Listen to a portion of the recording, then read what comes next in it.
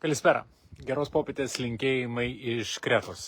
Iš vakarų Kretos, kaip matote, už nugaros jau po truputį leidžiasi saulė. Ir dar yra tas laikas, kai turim Alkionės dienas, apie jas pasakojau prieš savaitę ir dabar, kaip kiekvieną sekmadienį, be abejo, šiek tiek apžvalgos ir pasakojimas apie tai, kas yra aktualu, ne tik dabar, bet ir jūsų atostogoms. Taip, esu pačioj vakarų Kretoje ir, kaip ir sakiau, Alkionės dienos pas mus tęsiasi, tai reiškia, kaip matote, su trumpom rankovėm esu, net ir tokiu metu popietę ir nėra šalta. Turėjom puikią savaitę su šiek tiek lietaus, bet jau kitą savaitę viskas keisis. Ir apie tai, kas keisis, netrukus papasakosiu. Na, o dabar apie tai, kur esu. Priešais mane Bob Marley portretas. Esu viename populiariausių barų vakarų Kretoje, Orange Bar, tai yra baras, kuris dirba vasarą ir sutraukia be galo daug poilsiautojų, kurie atvyksta čia į Falasarną. Jeigu keliavote po vakarų Kretą, nebejoju, kad buvote Falasarnos paplūdimiuose, ilgi, gražus, smėlėti ir be abejo, kas nuostabiausia čionai, tai yra saulėlydžiai. Tie saulėlydžiai yra fantastiški ir juos stebėti galima kiekvieną dieną vis kitoks. Ok, kas įdomu Orange bare žiemą man dabar atvykus, parodysiu netrukus, šaldytuvas yra netuščias, kaip matote, yra gėrimų, yra limonado, yra švepso, ko tik tai norit. Viskas atidaryta, gali pasimti, be abejo, niekas nieko nepardavinėja, pardavėjo nėra, viskas uždaryta. Paliko ir išėjo, kažkas nors paėmė, ne, tiesiog šaldytuvas. Nori, imk, pasimk, pinigėlį padėsi ir galėsi atsigaivinti. Na, o aš pereisiu prie paties paplūdimio, po truputį, tuo pačiu dalinantis vaizdais, leidžiantis šiandien link Falasarnos iš viršaus, iš Platonos kaimo, labai gražiai matėsi netgi Kythiro sala, labai geras matomumas. Tik tai žiemą kartais pasitaiko tokia palaima pamatyti tolumoj. Kythira, jinai tenai, jeigu žiūrėt link debesų, Kythira tai jau link Peloponeso. Jei kada būsite patys čionai, vakarų Kretoje ir atvažiuosite stebėti saulėlydžio, labai rekomenduoju atvykti į šitą barą, atsisėsti, o paskui gal ir nusileisti, arba prieš tai nusileisti įsimaudyti į vieną iš paplūdimių, link kurio aš einu, ir tuo pačiu praleisti laiką. Na, beeinant apie tai, kas yra aktualu artėjančią savaitę. Na, artėjantį savaitę parodys, kas yra vasaris Kretoje, nes čia jau taip yra, kad dar gruodį, sausį pas mus gali būti labai geras oras. Tai reiškia, gali būti ir tos Alkionės dienos, apie kurias aš jums pasakojau prieš savaitę. Tai yra, kai temperatūra įšyla iki +20 ir daugiau, kai pradeda viską žaliuoti ir žydėti. Šiandien matėm žydinčius migdolus, tikrai nufotografuosiu begrįžtant ir galėsiu įdėti, kaip tai atrodo. Tai, kad gruodis ir sausis būna dar puikus mėnesiai. Bet kas keisis kitą savaitę, tai iš tikrųjų pamatysim, kas yra vasaris. Nes vasaris ir kovas įprastai Kretoje yra lietingiausi mėnesiai.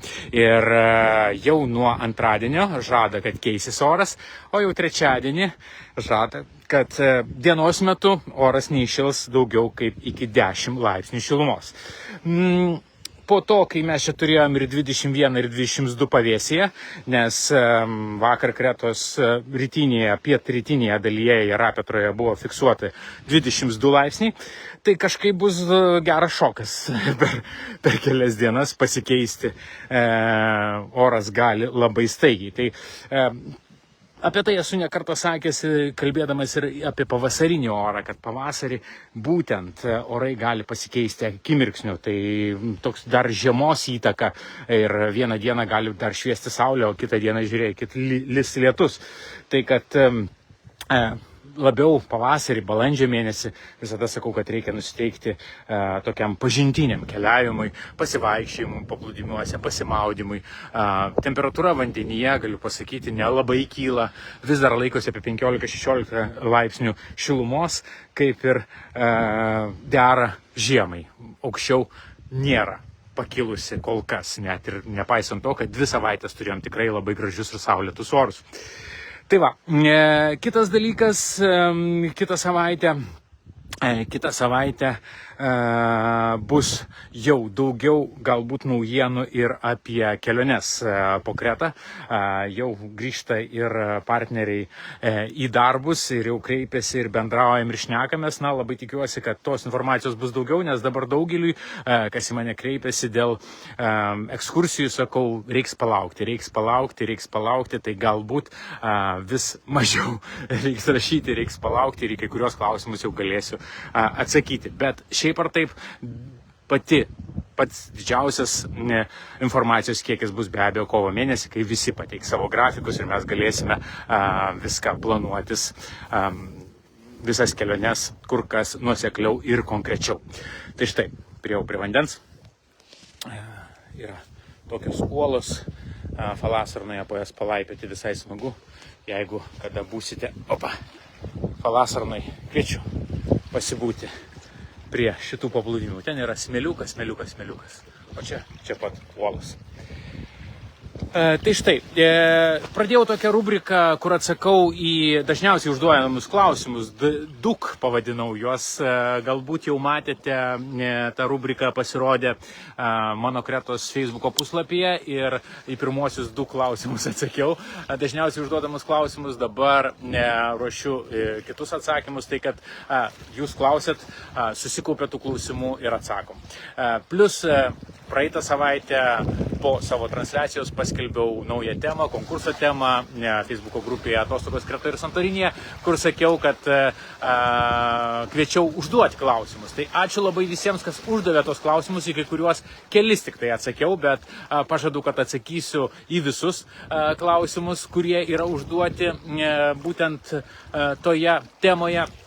Ir be abejo, kaip ir kiekvieną sekmadienį, paskelbsiu dabar, kamgi atitenka 25 eurų kuponas apsipirkti mūsų elektroninėje parduotuvėje kretoskoniai.lt šituo vaizdu. Ir skelbiu, kad tą prizą abu su Jurgita nusprendėme skirti Justinui.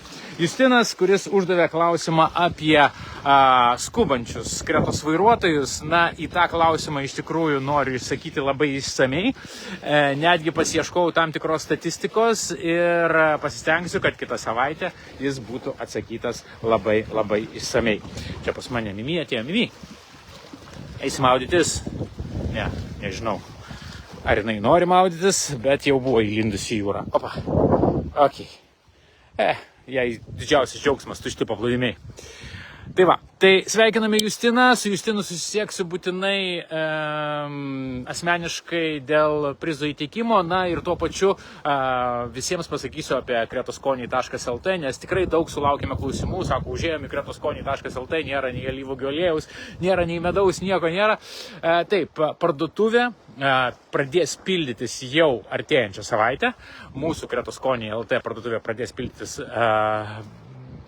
artėjančią savaitę ir iki vasario 14, iki Valentino dienos, na, iki vasario 16, iki Lietuvos valstybingumo šventės mes tikrai turėsime pilną parduotuvę ir be abejo turėsime ir šviežių vaisių, kurie sukėlė šiokią tokią ažiotažą ir tų vaisių vėl ruošiame vieną siuntą. Tai kad sekite mūsų pranešimus Kretoskoniai Facebooko puslapyje, iš tikrųjų skelbsime, kai tik tai atsiranda naujienų Kretoskoniai.lt elektroninėje parduotuvėje, bus tų naujienų ir iš tikrųjų sužinosite patys pirmieji, galėsite įsigyti ir panaudoti tos kuponus, kuriuos galbūt laimėjote arba gavote dovanų, nes yra ir dovanų kuponai, kurie dar įsigyti ir per Kalėdas, per naujus metus, žinau, kad jais nepasinaudoja kai kurie, tai ta proga jau dabar artėja, būtent vasario mėnesį. Šviežias alyvuogių aliejus jau iškeliavo iš Kretos ir jisai turėtų būti, labai tikiuosi kitą savaitę, bet ką gali žinoti, žinot, 3000 km vis dėlto daugoka, ar ne? Tai kaip ten bus, tikėkime, kad kuo greičiau atkeliaus, bet jeigu užtruks, tai užtruks. Tai kad sekite mūsų pranešimus ir iš tikrųjų viską sužinosite pirmieji. Tiek šiandien, dar kartelį Falasarnos paplūdimiai, tuoj minutėlę, Falasarnos paplūdimiai, uolos, saulėlydis ir tie vaizdai, dėl kurių jūs galite atvykti čia į vakarų Kretą. Iš tikrųjų, Falasarna užburia kiekvieną sykį, net ir dabar, kai yra žiema. Atvykite čionai palydėti saulės. Ačiū, kad sekate, ačiū, kad domitės. Jei yra kažkokių klausimų apie keliones, apie atostogų planavimą, be abejo, rašykit geriausią elektroniniu paštu mano kreta@gmail.com. Laikome ryšį, bendraujame ir pradedam po truputį planuoti atostogas tiems, kas planuoja jas šią vasarą, pavasarį ar rudenį atvykti į Kretą. Ačiū dar kartą visiems ir iki sėkmės, gero likusio sekmadienio.